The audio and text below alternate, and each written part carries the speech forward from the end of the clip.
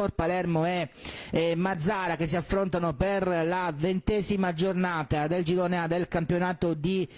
promozione. Tutto pronto per il calcio d'inizio, dirige e fischia in questo momento il signor Francesco Rao della sezione di Messina. Appena avremo un momento di calma rispetto, attenzione qui subito calcio di rigore, si è verificato, ma questo è il momento del contatto che va a battere proprio Pitanza, che parte e segna il gol dell'1-0 per la formazione di mister Claudio Grimaudo. Comincia benissimo, formazione ospite che vuole reagire al gol subito, attenzione Sambù la mette, tiro, traversa incredibile, poi l'intervento in area, poi il pallone dalle parti, attenzione con il tiro rimpallato da Uzzo, attenzione qui Grammauta chiuso all'ultimo istante da Lentini. Questo tipo di soluzioni aeree, vediamo, tiro di Sambù che finisce fuori, Porcelli dall'altra parte per Minà, ipnotizzato da Giacalone, Costantino la mette, Procida si era già coordinato, poi il colpo di testa che finisce fuori, operato da Grammauta, non è finita, poi il pallone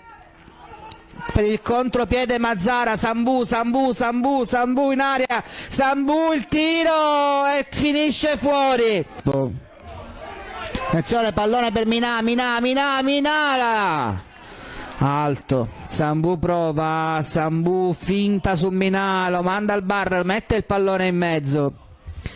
poi ancora la possibilità doppia, la seconda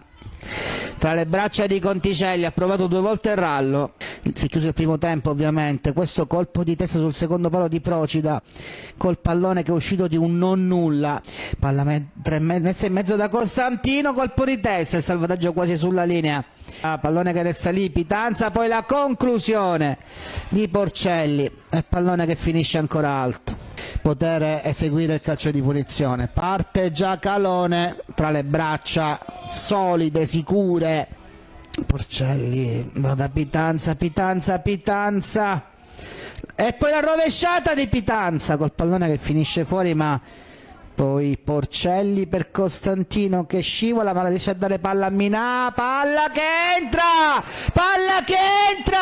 un gol pazzesco di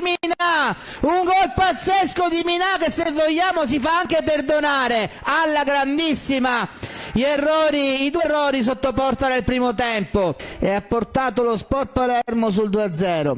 Sembra tutto pronto per ripartire. La conclusione da parte di Pitanza, la parata, la Francesca, Perrone, gran gol di Perrone, grandissimo gol di Perrone che trafigge il portiere Conticelli. Mazzara l'ha riaperta con questa grandissima botta che andiamo a rivedere da parte di Perrone, che è andato a insaccarsi, si è sempre fatto trovare lì davanti pronto a fare a sportellate. Attenzione Sambù, pallone dentro, occasione fallita da Villani, mamma mia, Sambù va via, Sambù migliore in campo assolutamente, attenzione qua, contatto su Perrone, protesta Perrone, protesta tutto il Mazzara, migliore in campo Sambù per il Mazzara, qui contatto, ma le immagini ci sono a vostra disposizione per giudicare, lo rivediamo questo contatto in area, ecco, cade Perrone ma tocca il pallone prima, comunque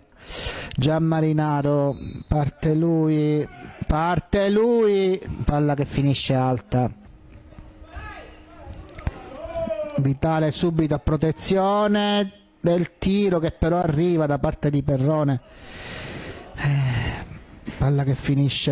finisce fuori, anche qui un minuto di recupero, Costantino allarga per testa, testa, la tiene lì, poi cross, anzi tira e trova il gol del 3-1. Pitanza torna al successo lo Sport Palermo e lo fa battendo 3-1 una diretta concorrente per le zone calde della classifica, per le zone roventi della classifica, per la zona salvezza, e quindi può respirare la squadra di Grimaudo, ritrova il successo dopo tanto tempo.